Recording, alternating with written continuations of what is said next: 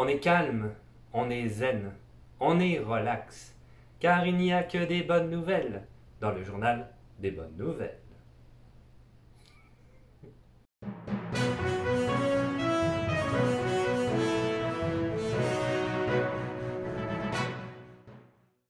Environnement. Environnement, alors cette semaine on s'en va en fait au Royaume-Uni et plus particulièrement avec la compagnie McDonald's qui est en train de faire un test au Royaume-Uni, celui de fabriquer des gobelets, les gobelets que tu utilises pour ton Coke, ton Coca-Cola, pas ta Coke, ton Coca-Cola, ton café ou peu importe, des gobelets réutilisables.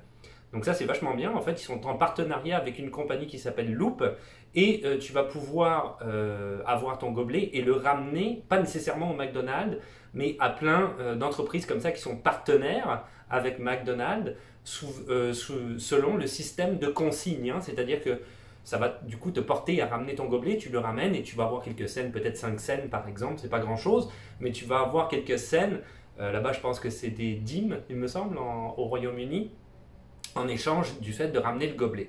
Donc ça c'est vachement bien parce que ça permet de ne pas faire de pollution, car si jamais, alors évidemment la compagnie Loop, je veux peut-être continuer avec ça, et McDonald's plus particulièrement, mais surtout McDonald's voudrait mondialiser ça un petit peu partout, dans tous les pays, et la compagnie Loop aimerait agrandir un petit peu, je te dirais, ses clients, sa liste de clients potentiels qu'il pourrait avoir. Donc pour le moment, il y a juste McDonald's, mais il voudrait élargir ça à plusieurs autres compagnies. Donc l'avantage qu'il y a ici, c'est zéro pollution, zéro déchet. Parce qu'en fait, ce qui se passe, nous on le voit très bien ici au Canada, par exemple, toutes les canettes et toutes les bouteilles de bière, etc., sont toutes consignées ici.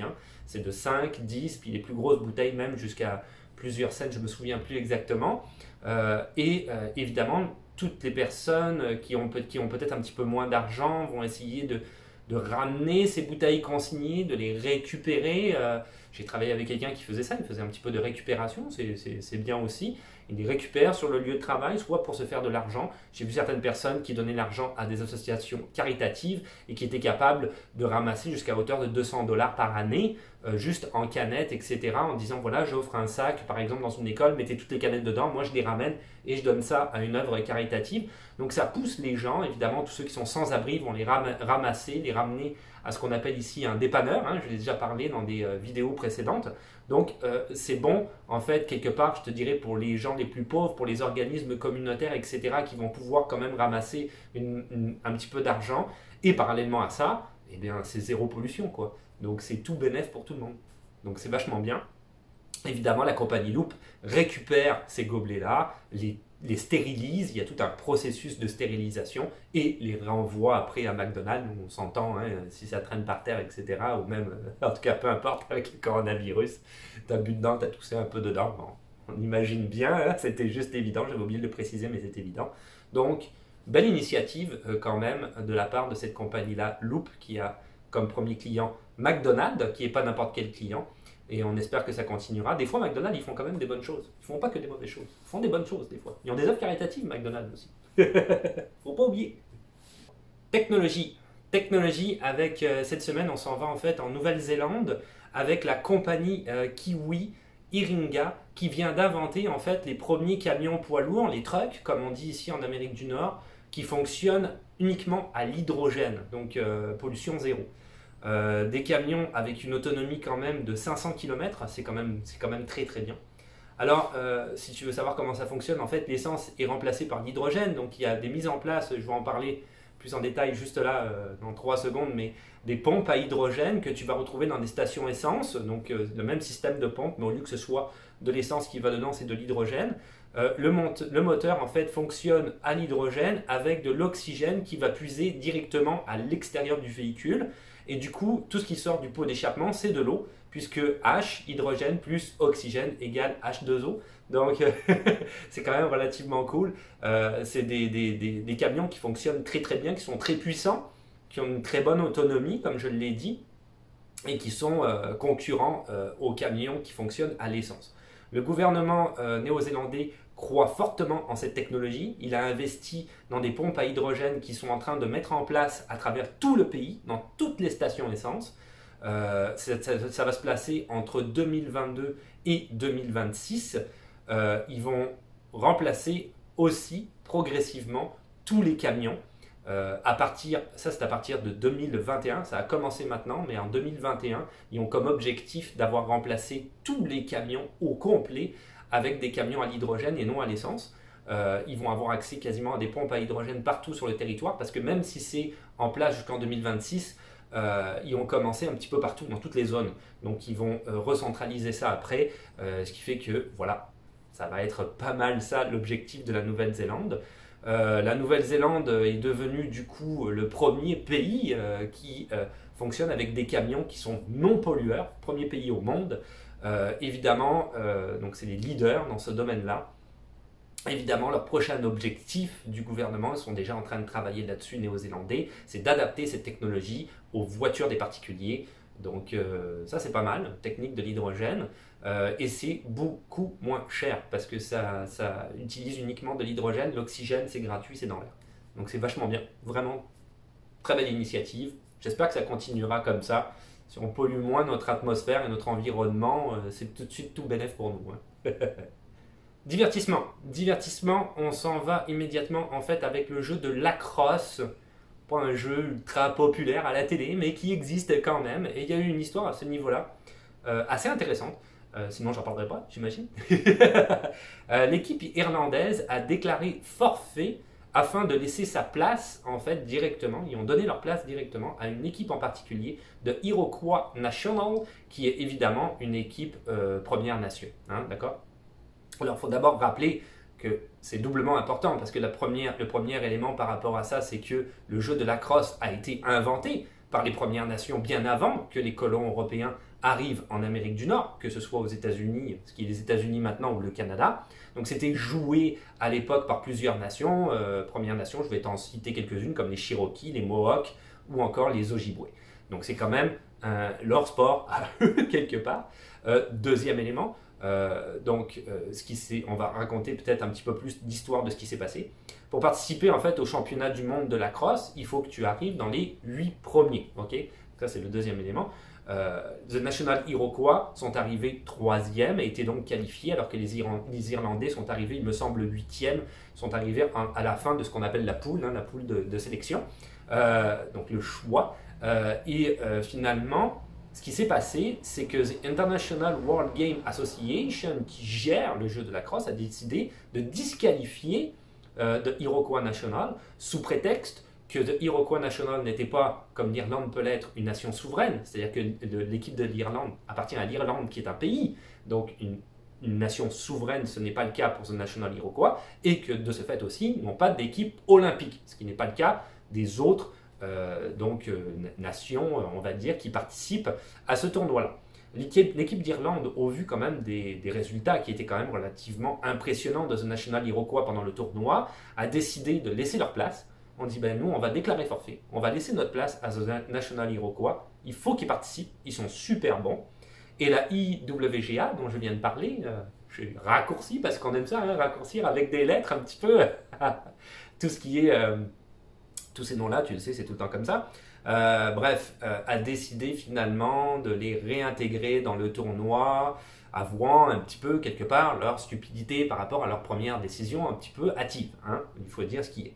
L'équipe d'Irlande a simplement affirmé c'était juste logique pour nous de déclarer forfait, étant donné qu'eux ils sont beaucoup plus forts et ont de la valeur, et on veut les voir dans la compétition se battre au meilleur, puisqu'ils font partie des trois meilleurs quand même dans ce genre de sport-là. The Iroquois National a tout de suite évidemment répondu un petit peu à l'acte qu'a donné l'équipe d'Irlande en leur faveur. Vos actions parlent plus que vos actes, justement, et en démontrant, et je ne sais plus parler, on retourne en arrière, je vais apprendre à parler, merci. Vos actions parlent plus justement que vos mots et démontrent le pouvoir du sport et l'esprit de la crosse. On n'oubliera jamais. Donc voilà, ça c'est quand même un très bel acte sportif de la part de l'équipe de l'Irlande et c'était quand même à noter et je trouve ça cool aussi quand même que une équipe des Premières Nations puisse participer au sport dont les Premières Nations sont les inventeurs quelque part. Ça paraît juste logique. Et en plus, ils sont très bons. Donc ils méritent d'être là. Bravo à l'équipe d'Irlande. Canada News. Canada News, on s'en va, où on reste pour ma part, au Québec, ici, donc une nouvelle locale. Un autre type de Costco va ouvrir ses portes à Saint-Hubert le 29 septembre prochain au Québec. C'est une première au Québec. Alors déjà, on va rappeler, ou peut-être t'apprendre, peut-être que tu ne le sais pas, c'est quoi un Costco. Un Costco, c'est un énorme magasin vraiment gigantesque. Tout est énorme dans ce magasin-là. C'est un magasin qui, à la base, avait été créé uniquement pour les entreprises, pour les compagnies qui vendent en gros, un petit peu comme le marché Rungis, si tu veux, mais une sorte de supermarché gigantesque où tu peux acheter énormément de choses. Je vais arrêter de me trifouiller le nez, merci. C'est pas très poli, désolé. Donc, c'est ça, un énorme magasin. Et à la base, il fallait absolument que tu sois membre de chez Costco et que tu aies ce qu'on appelle une carte de compagnie que tu achetais mensuellement pour pouvoir accéder à Costco. Il y a quelques années, peut-être 7 ou 8 ans, je te dirais, ils ont mis en place une carte de membre pour les particuliers qui fait que tu peux y aller. Donc les cartes sont à acheter chaque mois, il faut que tu présentes ta carte quand tu rentres dans le magasin, c'est comme ça que ça fonctionne. La carte de la compagnie c'est 120 $ et tu as le droit quand même à beaucoup de choses, c'est-à-dire qu'avec cette carte-là, les membres de ta famille pourront avoir droit d'avoir une autre carte, ils n'auraient pas à payer et ils peuvent avoir accès du coup à Costco, ce qui était le cas par exemple de ma conjointe puisque mon beau-père, son père à elle, a une compagnie dans la menuiserie, il avait une carte Costco et nous en a donné une et on n'avait pas à payer mais on était quand même membre de chez Costco. Sinon, en tant que particulier, c'est 60 $ par année pour pouvoir avoir accès à Costco. Une fois que tu as accès à Costco, très grand magasin, caddie démentiel, quantité démentielle, c'est moins cher que dans les supermarchés, mais c'est sûr que si tu achètes des œufs, ça va être plus cher, mais sauf que tu en achètes en grosse quantité, donc ça va être plus cher, par exemple, de l'acheter, mais si tu prends œuf par œuf, c'est beaucoup moins cher que si tu achètes le petit paquet de 12, par exemple, au supermarché. Les seules manières de payer aussi à Costco, c'est ça qui est un petit peu embêtant, je te dirais, c'est soit en argent, en carte, ce qu'on appelle ici débit Interac. Hein.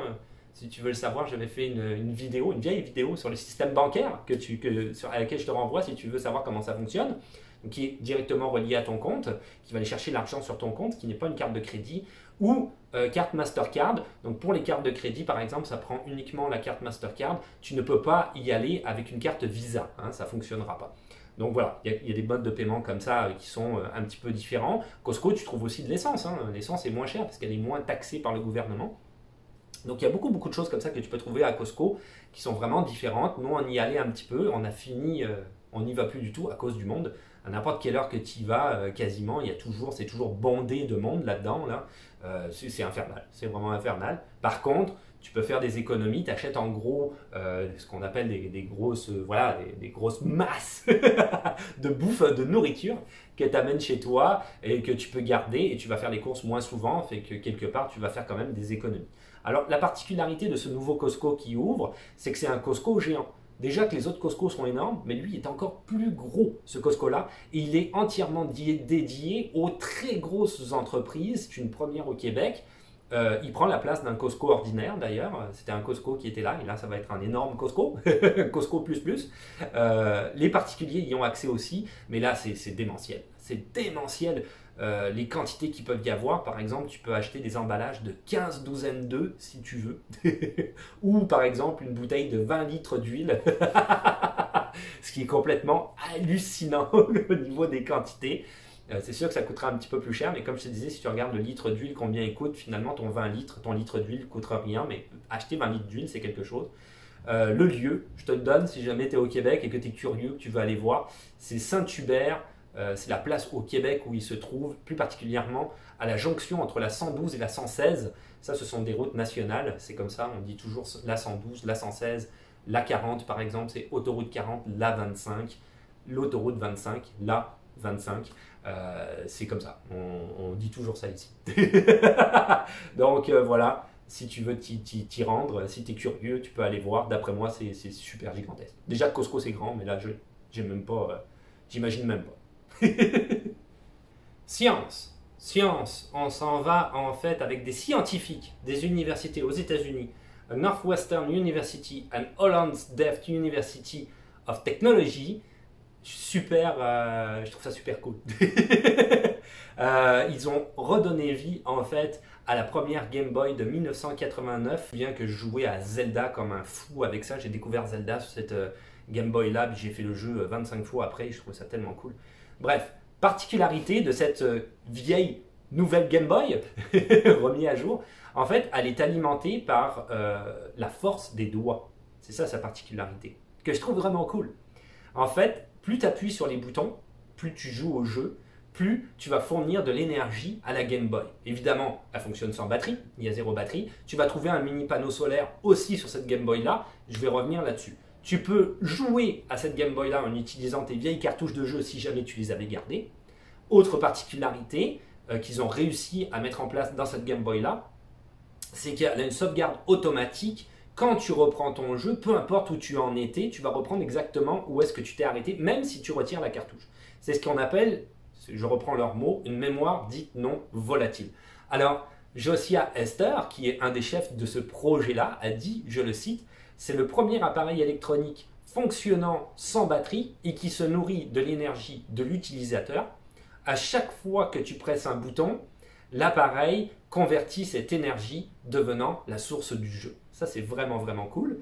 Le mini panneau solaire, pourquoi il existe? En fait, il reprend le relais de l'énergie de tes doigts, je te dirais, quand tu vas jouer à des jeux qui sont super actifs, je pense notamment Mario, peut-être, ou ce genre de jeu-là, où il faut vraiment que tu appuies réellement, réellement souvent pour faire sauter ton personnage assez rapidement. Là, à ce moment-là, pour pas qu'il y ait une confrontation en fait entre le jeu et la mémoire non volatile, le panneau solaire prend le relais pour continuer à alimenter le jeu. Donc ça, c'est vraiment bien, c'est une super bonne nouvelle. Je trouve ça cool qu'il ait fait ça sur la vieille Game Boy en plus, ça rappelle plein de souvenirs, c'est vraiment cool, Tetris et autres. C'est une très belle technologie. Évidemment, ils ont commencé avec cette Game Boy là parce qu'ils ont pour espoir en fait d'adapter cette technologie à toutes les nouvelles consoles qui vont sortir. Ce qui serait relativement cool parce que tu l'alimentes avec tes doigts, quoi. C'est ça qui est hot, quoi. Il n'y a plus de batterie, il n'y a plus rien. Voilà, la source, c'est toi. Plus tu joues, plus elle fonctionne. C'est cool. Politique. Politique. Alors, politique, on s'en va dans du sujet très sérieux par rapport à ce que j'ai pu dire jusqu'à maintenant dans le journal des bonnes nouvelles. Le gouvernement américain a annoncé le retrait de plus de la moitié de ses troupes, de ses soldats en Irak et en Afghanistan. Alors, pendant le mois de septembre, en fait, en Irak, ils vont passer de 5200 militaires présents sur le sol irakien à 3000 militaires. Et en Afghanistan, ils vont passer de 6500 à 4000 militaires. C'est clair qu'on est quand même très loin de 2007, hein, parce que, je ne sais pas si tu es au courant des informations à ce moment-là, mais en 2007, il y avait quand même 170 000 militaires présents en Irak. Donc on voit que les chiffres sont quand même beaucoup plus petits. Alors c'est clair que c'est une bonne nouvelle parce que les Américains, à un moment donné, il faudrait qu'ils restent un petit peu dans leur pays puis qu'ils arrêtent de faire la croisade un peu partout.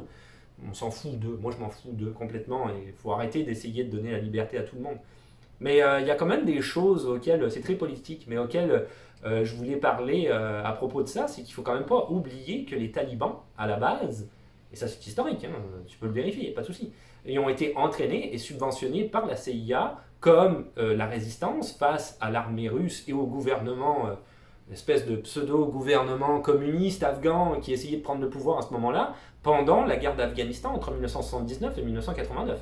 C'est même les talibans qui sont devenus des terroristes par après, à cause du 11 septembre et autres, qu'on a essayé d'éradiquer, qu'ils ont essayé d'éradiquer. Après, une coalition qui a essayé de les éradiquer aussi, européenne, européo-américaine.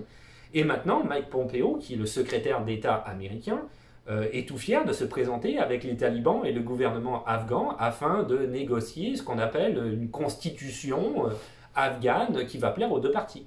Donc les ennemis sont devenus des terroristes, si je reprends, si je synthétise ce que je viens de dire.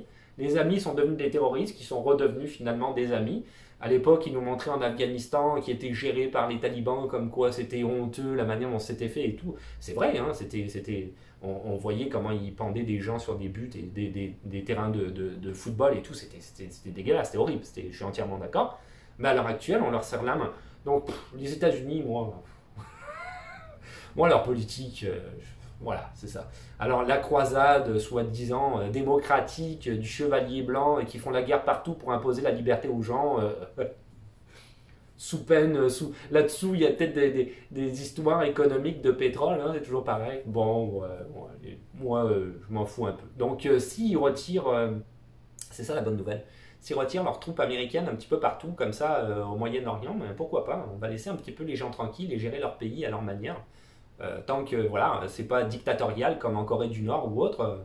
Après, j'imagine que les gens vont être capables eux-mêmes, comme ça se passe au Soudan en ce moment, par exemple, les gens sont capables de se gérer et de se constituer eux-mêmes un gouvernement qui fonctionne le mieux possible. J'espère, j'imagine. Les gens sont pas caves la plupart du temps. Ils sont pas idiots. Faut arrêter de penser que tous les gens sont idiots. World News.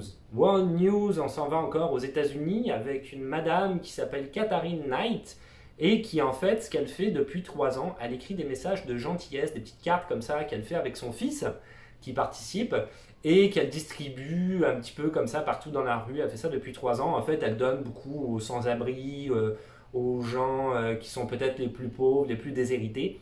C'est des cartes avec des petits mots gentils, des petits mots d'encouragement. Quelque chose de très comme ça, très simple, mais très cool en même temps. Et là, elle a décidé avec le coronavirus de faire le tour des aéroports parce qu'elle s'est rendue compte qu'il y avait un maximum de gens qui étaient stressés dans les aéroports. Et avec raison.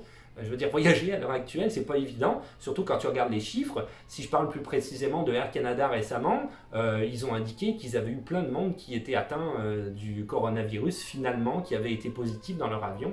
Dans un avion, quand tu as un cas positif, c'est dur de ne pas l'attraper, de ne pas attraper la maladie. Étant donné que tu es quand même dans une carlingue et c'est tout petit. Donc ça peut être stressant pour beaucoup de monde.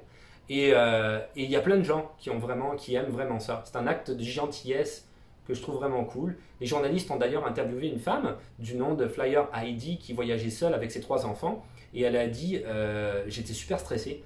Alors oui, cette carte m'a aidé et m'a reboosté. Donc c'est sûr que c'est rien comme ça, c'est juste une carte. Tu vas dire ok, la fille elle est folle.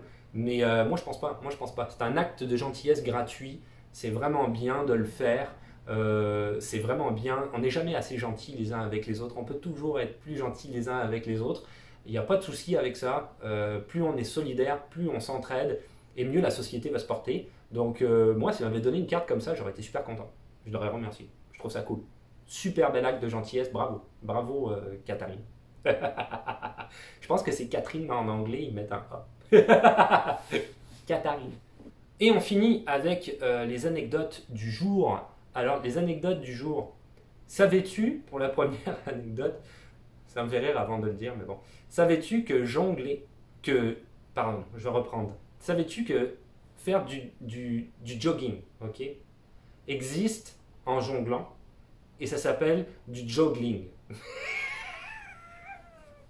Ça me tue. C'est un sport qui existe, du joggling. Ça doit être super dangereux. Parce que si jamais il y a un poteau, tu es comme concentré sur 2 choses en même temps, il faut que tu cours, il faut que tu jongles en même temps, ça doit être épique. Ça doit être épique.